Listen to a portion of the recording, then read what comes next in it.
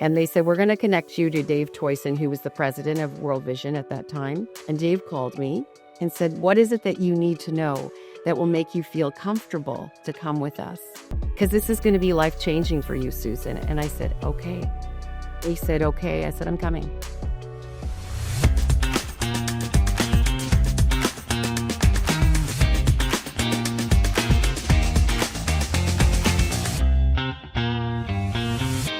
Hi, everyone. This is Megan from World Vision Canada, and welcome to the Vision Journal. The Vision Journal is a podcast where we hear the stories of Canadians making an impact across the globe. And today I have the privilege of sitting down with Susan. Welcome, Susan. Thank you for having me. This is great. Awesome. So, Susan, you're a longtime global news anchor and producer, and you've spent your career telling stories that matter. You've partnered with World Vision, traveling across the globe to see global issues firsthand. So I would love to start at the beginning. What was the catalyst for kind of starting to work in news media, specifically covering global issues? It was amazing. It was 36 years ago here at Wow. Global. I was at CBC before that, and I started in a small station up north. And that small station up north gave me my foundation for what was to come and what a career it has been. And from day one, I always incorporated giving back into my career. I come from a wonderful family that laid that foundation to give back. It's so you sort of do what you know. And it was never work for me. And it wasn't a part of my job. It was always something I did on weekends or, after work at night. And then I carried that over to Global. And when I entered the doors here, I was still in my early 20s. And I always had something that mattered children's based. Charities always represented children and families. It's what I gravitated towards. And so when World Vision came into my life, it was quite easy. Telling stories of making a difference, talking to ordinary people that are doing extraordinary things was my path to where I am today. That's beautiful. So what first got you connected with World Vision? I was at World Vision Canada, and I saw all the pictures on the wall because I was interviewing somebody from World Vision. And someone came over and I said, I've always wanted to go on one of these trips. And then 3 months later, I get a call. Oh, And beautiful. at that time, there was unrest in where we were going. And the decision was very difficult. I wanted so badly to go, but then something was holding me back. So I went to them and said, please come back to me when things clear up because I really want to do this. And a couple of months later, they did. And they said, we're going to connect you to Dave Toycen, who was the president of World Vision at that time. And Dave called me and said, what is it that you need to know that will make you feel comfortable to come with us? Because this is going to be life-changing for you, Susan. And I said, okay. And he said, okay. I said, I'm coming. And he goes, really? I said, I need something in my life right now that's going to change things up. And it was the best thing. I still remember every day on the ground, every experience. And that went on for several years, those trips. Wow, beautiful. So you started kind of doing, covering stories that matter, humanitarian work, that sort of thing in a local context. And then this kind of opened you up to covering global stories and seeing actually on the ground what World Vision is doing. How did that change your perspective? And how did you carry that into your work? Well, it does. You're on the ground and you're seeing it right there. And at times in Africa, what I was seeing, I was going back, like I felt like I was living like 100 years back. And Wow. remember when I landed in Mozambique, it took us so many hours to get there. I was Oh, yeah. meeting the crew for the first time. And I remember before I left, and I traveled with two people from World Vision Canada. They came over with me. I said, I don't want a script. I don't want anything that's not going to be authentic. I want to Yep. see it and talk about it. And so when I got there that night, they said to me, the crew, "Are you sure you don't want a script?" I said, "I don't want a script. Let's just go and do this starting tomorrow." Wow. So we hit the ground running. And I remember seeing a school that World Vision sponsorship built, and the Okay. school that had, the next rainfall, the next wind, it would have been on the ground. And I said, "Can I just talk about this?" And they said, "Okay." And the children were there, and it was so amazing but nobody said anything. And I did it to camera, and then, the producer and the camera operator walked away and came back, and they said, "Could you do that again?" Sure, I do it again. And I think in my head, oh, they didn't like it. So that night Mm. at dinner, I said, "Was everything okay today? Is this the route you want to go? Or do you want to give me a script?" And they said, "Susan, you just saved us a day in the field." No, that was absolutely perfect. And that's Wow. how we did it. So the experiences were authentic and natural and just life changing, because I remember losing my dad maybe a year or two before. And I was Wow. in a village with children that had been orphaned due to AIDS. And they took me to their parents' gravesite, and they could only go with an elder in the community or someone like us. And I just started to cry, seeing, here I go again, everything that they Yeah. were going through. And they came over to me because through an interpreter, it was said that I had just lost my dad, and they were consoling me. It was the most beautiful Oh, moment, and honestly, I never forgot it. So it's been wow. like, those moments have been life changing for me. Wow. Oh my goodness. Thank you for sharing that.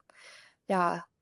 So those children, they weren't just part of a story that you were covering. They had names, they had faces, and you were able to connect on a really raw and personal level with them. How did forming a relationship with these children kind of reshape the way that you think about global crises, beyond statistics and headlines? Well, I mean, the need is so great. And the one thing we all heard several times was, "Please don't forget us. Please don't forget us," because they do think they're forgotten. They're on the other side of the world. I mean, how often, are people thinking about, I wonder what's going on in the project areas of Africa and how these children are. That's why these documentaries, these shows that we produced were so important. Yeah, And it was hard to say goodbye to them, because you brought hope. We brought right, hope to them, because I traveled so much with World Vision, and a lot of it was in Africa. I saw firsthand what sponsorship and what World Vision has done for so many years in so many of these communities. They just don't come in and drop off some food and go. They come in, they have their frontline workers on the ground. So when, maybe when people like us come in and then we leave, those frontline workers, those angels are there to guide those people, get them up and running, get them sustainable, and then move on to the next village. And there are so many. So I wanted to say that up front with World Vision, that and sponsorship, you can't do sponsorship changes lives. I would be in one village where kids weren't sponsored and go to another one with sponsorship, and you could clearly see the right. difference. Children were bright and smiling and in school, and the homes that they lived in, they had actual food and some furniture. It was just totally different what sponsorship does. And I guess you can relate it here to kids living in poverty. There's so much hunger in our own backyard. People Right. are living in cars because they can't afford, or hotels. And it's just different on the other side of the world. We can't have a gala for those kids to raise money. Mm-hmm. Yep. And I think Yep. my first time when I came back, I remember I got off the plane and I had to speak at a gala that night. And it was my first trip over, so it was huge. And I sponsored a little girl for the very first time on Wow. site. And how unique that you get to see the child and be with the child that you're going to sponsor. Yeah, Um, absolutely. and I didn't know if I should say something at the gala or not. And I just remember saying before the dinner started, I just got off the plane from Mozambique. And I just want everybody, if you can, to put your phones away and enjoy the meal. Here I go again, that you're about to eat. Because where I came from, there are no washrooms, there's no food, and there isn't a gala like this to help these kids and their families get out of the position that they're in. And Right. so many people came up to me after and said, thank you for saying that, because you make them think. It made me think. Yeah, absolutely. And so beautiful that you got to be that bridge between what we know here and the real and raw things that are happening in Mozambique and other places as well. And what I'll Yes. say about World Vision too is that World Vision is so good with partnering with local leaders and actually Yes. empowering the community to step up and yeah, create change within their own communities, which is so cool. It's not just World Vision coming in like what you're saying, but yeah, it's actually empowering the locals there as well. Okay, Teaching them, so they're teachers too, yes, teaching them about exactly. healthcare, right? Yeah, yeah. Education piece is so important. Yeah. Yeah, so your first trip, as you mentioned, focused on children orphaned by AIDS. In case you're just joining us, I'm Susan Hay, and I'm in a remote area in Mozambique in southern Africa, one of the poorest areas in the world. And what I'm discovering here is there are so many orphans due to the AIDS epidemic. These kids are And this became a 1 hour TV special that won a Telly Award, which is a Yes. very prestigious award, if our audience doesn't know. But this documentary had incredible impact and was key in raising awareness of the disease and those affected. At the time, did you expect it to have this kind of impact? Not at all. Not at all. I was just so grateful to be with the people that surrounded me on this trip and to go, just that experience. They say you either love Africa when you get off the plane or you don't. And I did the minute I stepped off. But the impact, there was like four of us that created that documentary. Wow. And, and you're in Africa and there's no anything and we gelled and we understood and we had fun together and we just all had kind hearts.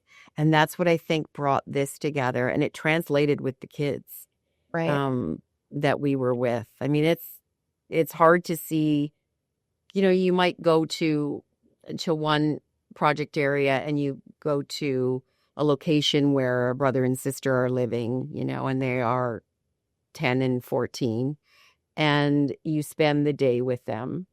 And then you bring in food, and they don't want to eat the food that you give them. They want to share it with you.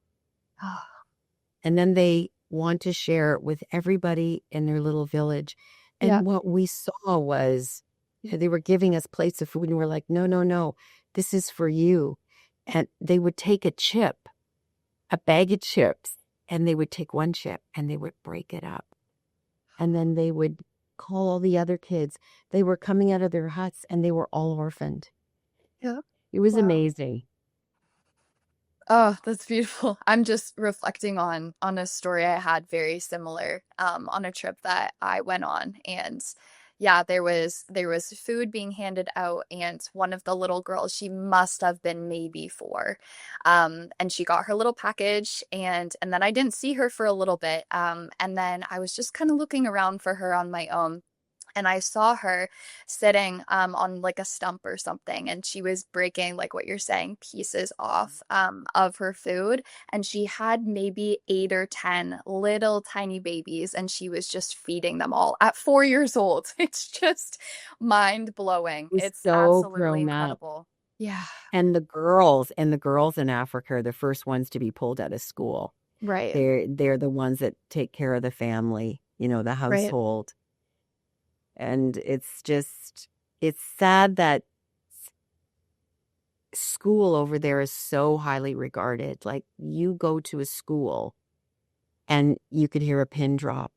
They're just Wow. listening to their teacher and, so intent. And a lot of our kids here don't look at it that way. It's like, Right. oh, I've got to, Yep. well, right? Yep. Because they want to change the world, these kids, at a young age. They want to be doctors and teachers.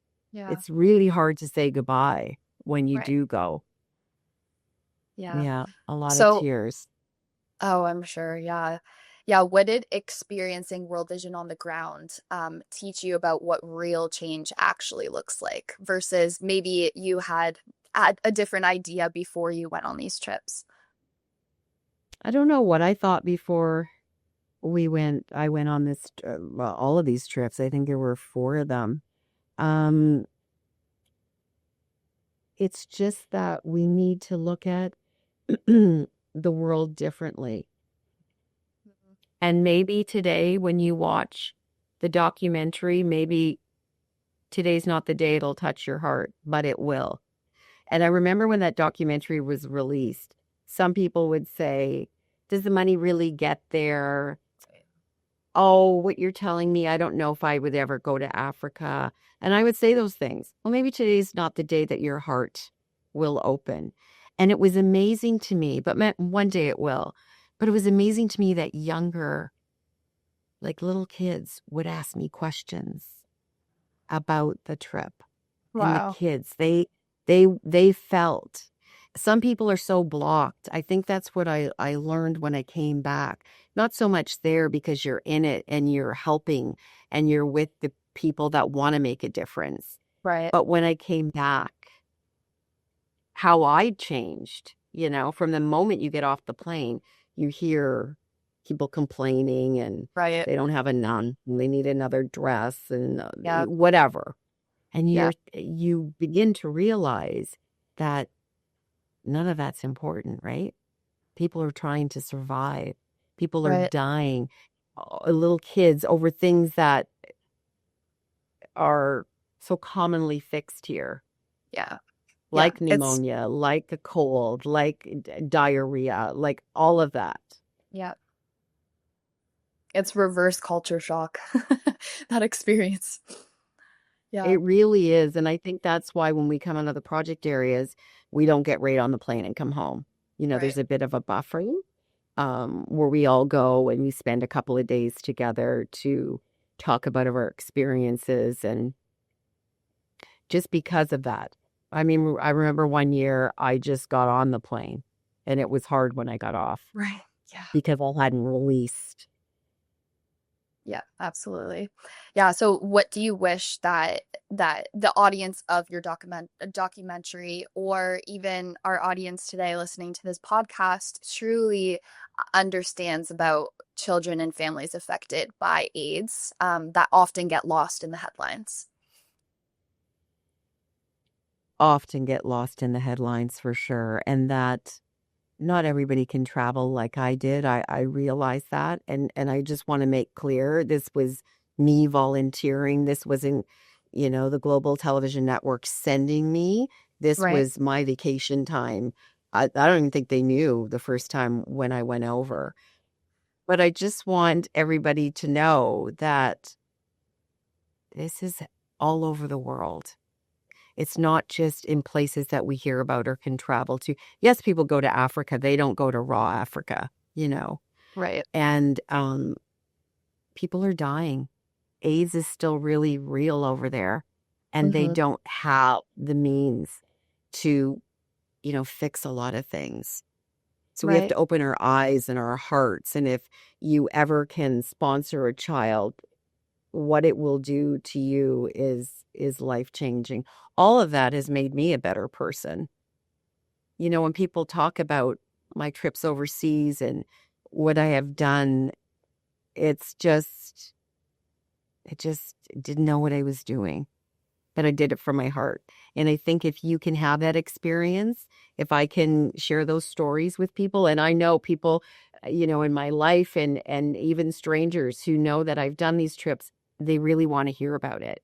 I Right. know the ones that really want to hear every detail, and I'm not boring them, right? Because Right. it's like that's so far away, but it's Mhm. happening. People are still dying from diseases that we have coped with Right. in Yeah. Canada. And how lucky are we that we were born in such a rich country? Yeah. Yeah. Yeah. So true. So pivoting a little bit, journalists are trained to stay objective. Did you find that your experience in the field challenged your understanding of what objectivity means when human suffering is right in front of you? Well, it's right in front of you, and you have to. I just think your heart goes first. You don't even worry about um, journalistic practices. You know, you just Right. want to help. I went to a little village and I was um, with some kids and their family. And I got back into the Jeep after, and the producer said, "Are you okay?" And I said, "I didn't connect with these kids." She said, "What do you mean?" I said, Kids usually love me." And there was no expression. She said, "Do you want to go back there tomorrow?" And we did. And Right. we brought this little girl and her older sister. One had pneumonia and the other one had malaria. Oh, And if we didn't get them on drugs or they weren't seen by the doctor, yeah. we wouldn't have walked them into school a week later. Right. So objective, you just go and you do. Right. Wow. It's the human connection first. You don't think about anything else. Oh, And I so remember beautiful. there was a campaign that because I remember donating some money to it. It was called Survive 5 Okay. because a lot of kids died before the age of 5 from simple malaria. Wow. Oh, There's just wow. so much that we have overcome Yeah. or we will never experience. Right. And a lot of the women are subservient to the men. Yeah. That was hard to see as a person and as a journalist. That was Right. very hard to see. Yeah. Yeah. Yeah. So, as someone in media, how do you balance being honest about how difficult things are without leaving people feeling hopeless? Thinking about your audience, how do you kind of approach that Yes. when you're in front of screen?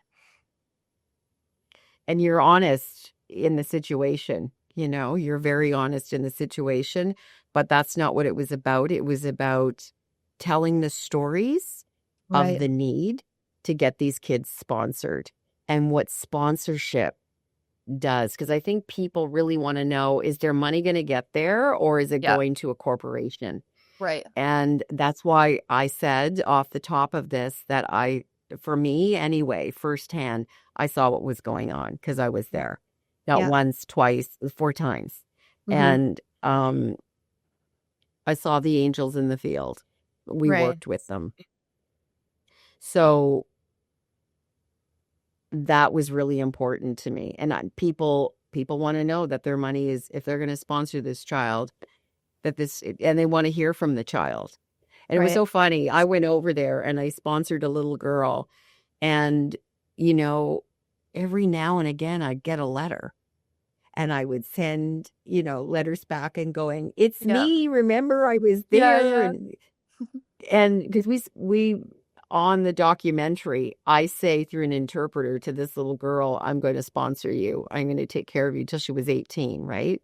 Yep. And but I was hardly hearing from her. And I remember connecting with somebody at World Vision and going, you know, people that don't even go over there and they sponsor kids and they're getting letters and I every now and again. And they said, "Susan, do you remember how long it took you to get to her?" Right. So try and think of how long it takes for your For mail a to get letter. to home Yeah. and that letter to come back to you. Yep. And it's so true because, you take a couple of planes. Well, we took 3 planes to get Yeah. to Mozambique. And then we drove, I don't know how long to get to, I'm going to call it a hotel, motel, whatever it was. Nothing is fancy. And that's the way I liked it. Yep. And then we would drive 4 hours on a Yeah. dirt road next day to get into the project area. And it took us Exactly. 4 hours.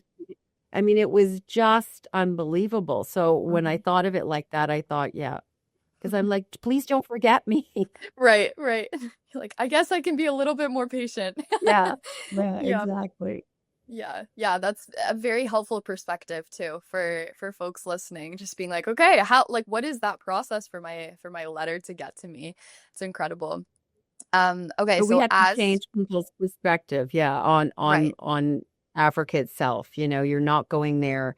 It's not a trip that you're going to. Well, for me, it was everything. Um, when people say now, because Africa, lately, everybody wants to go to Africa, right, but they go to the Africa vacation. This was raw Africa. And why would I ever want to just do that when I could do this? yeah, absolutely. It's so Change fulfilling. life. Yeah, Change life, hopefully. yeah. Yeah, so as we start to close off our time here, I would love to just kind of start thinking about next generation. And I would love to know what's one thing you wish that young people, Generation Z, understood more about global change. That it can happen. And it can happen one person at a time. You can't get overwhelmed with the big picture. You just got to do what you feel. Beautiful. And why can't you go on a trip like that? Why can't you reach out to a World Vision and say, maybe I can work towards one day, or how do I get over there and help these kids? Because Hmm. I think that if they could see firsthand, I think if a lot of people could see firsthand, unless you have no feelings at all and no heart, unless you're the tin person, it's going to change your life. But in the meantime, you're changing so many more. And I'll say this very quickly. The first time I came back, there was a gala that we held in Mississauga with World Vision to raise money for this community. And we did do that. And we raised a lot that night. Wow. And we had entertainers, and I was the MC. And I remember they had a woman from Africa that they brought over. And she got up to speak and she said, this stayed with me. We always say the cameras come and the cameras go. What do they do? And she goes, now I know what they do. Right? Because these kids and these families see a lot of people coming in and out, taking pictures, shooting like we did. Right. So what is that? Where does that, so what happens? Now you're going. Yeah, And what's she it said, for? now Yeah. the joy that it has brought to me, the friendships that I made um, with the people that I was so lucky to travel with, Hmm. that were still so excited, I remember the team that I was with said to me one day, we want to buy some chickens in a chicken coop for Mary and her kids. And they had traveled and produced these shows for 12 years. So you think they would just be, okay, well, that's enough. We did our thing. And no, 12 years later, they still want to buy chickens for Mary to feed her kids, right? So Wow. to the next generation, open up your heart. Yep. Let's change the world one person at a time because it can be done.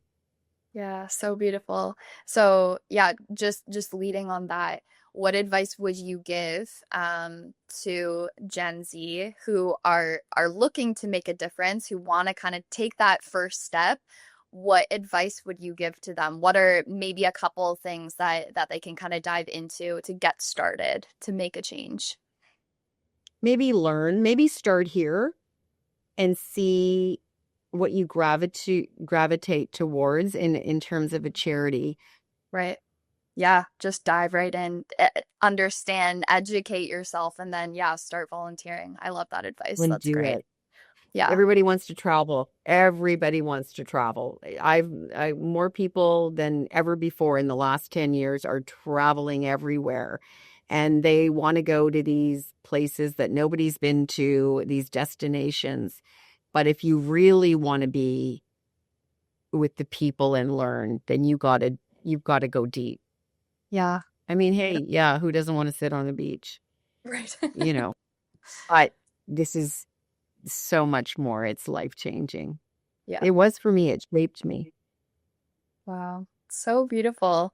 Well, thank you so much for sharing your wonderful insight. I have loved hearing. I feel like we've only scratched the surface. Yeah, really, Truly. right? I know you're so full of So stories. many It's trips. incredible. Yeah.